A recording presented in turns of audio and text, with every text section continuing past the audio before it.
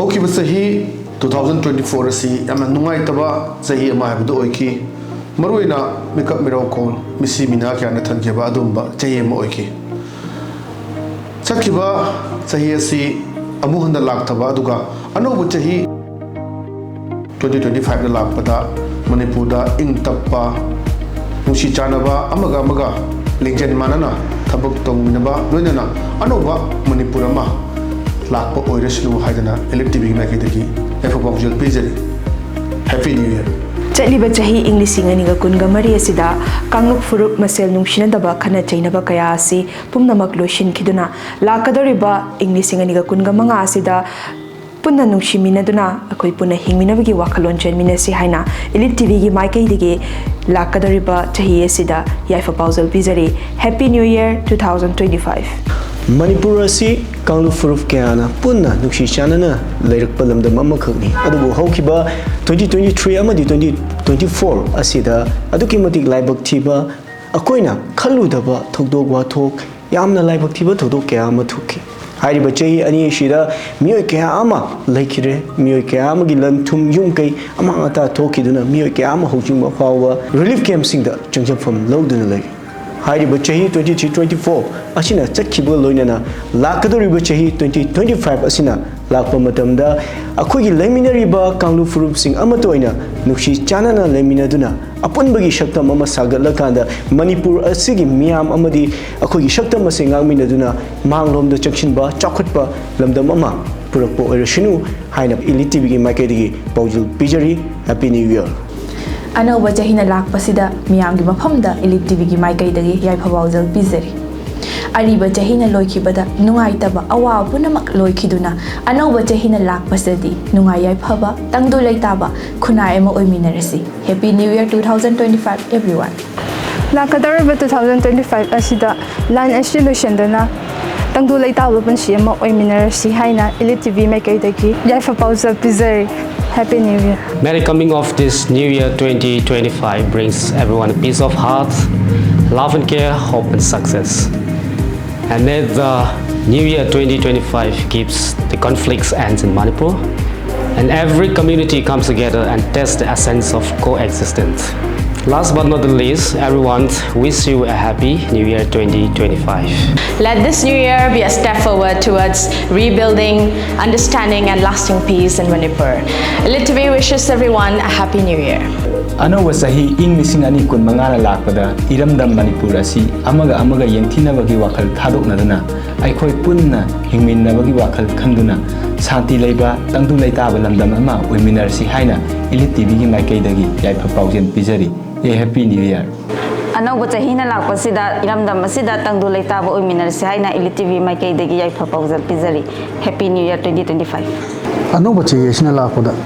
Lamdam Masida Kangukiba Nuanadaba Leramasinadu Anoba Chayesina Lakomatamda Hanagi Punsida Ing Chikna Santi Obelandam Ama Oiminaduna Hanagi Punsida Amuana Hanzilapa Oresana ELITETV Maikai Paujal Pizari Happy New Year. Ariba Chahi 2024 na Loshilakpaga Anoba Chahi 2025 asin Lakpasida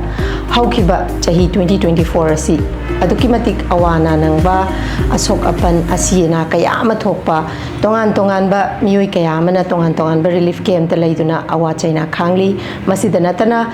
Miyoi Kayamagi Malchang Kayama Sumangli Adumapu Lakadoriba Chahi 2025 asina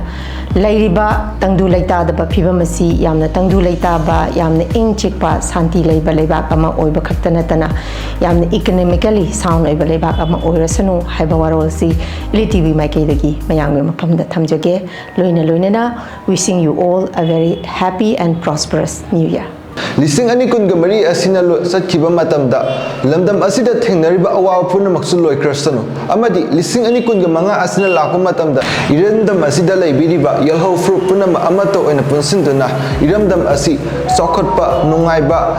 ama oirsanu haina ELITETV gi Maikai deki wish pizari Happy New Year. Anoba Chahina Lakpada ELITETV gi Maikai Dagi Ing Tappa Tangdu Laitaba Lamdam Ama Oirasanu Haina Yaifa Paujal Pizari. Wishing you all a very happy New Year. ꯑꯅꯧꯕ ꯆꯍꯤ 2025ꯅ ꯂꯥꯛꯄꯗ ꯃꯤꯌꯥꯝ ꯄꯨꯝꯅꯃꯛꯀꯤ ꯃꯐꯝꯗ ELITETVꯒꯤ ꯃꯥꯏꯀꯩꯗꯒꯤ ꯌꯥꯏꯐ ꯄꯥꯎꯖꯦꯜ ꯄꯤꯖꯔꯤ